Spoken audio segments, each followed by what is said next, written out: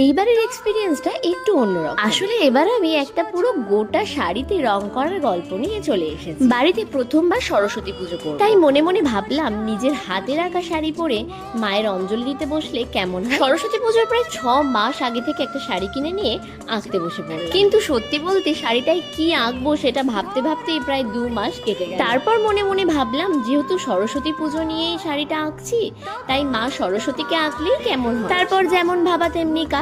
প্রতিদিন ডিউটি থেকে এসে একটু একটু করে কাজ করতে শুরু করলাম। তবে জানো তো, প্রতিদিনই মনে মনে ভয় পেতাম যে পুজোর আগে শাড়িটা কমপ্লিট করে উঠতে পারবো তো। কিন্তু সাক্ষাৎ সরস্বতী মায়ের আশীর্বাদ আছে যে, দেখতেই পেলে আঁচলটায় আমি সুন্দর একটা কিউট সরস্বতী এঁকেছি, আর সারা শাড়ির পাটটা জুড়ে পদ্ম ফুল করেছি। জীবনে প্রথমবার এই এত বড় শাড়িতে পুরো আঁকাটা কমপ্লিট করে উঠতে পেরে খুব খুশি হয়েছি, আর এই শাড়িটা পরে মায়ের অঞ্জলি দিতে তো আরোই খুশি হয়েছি।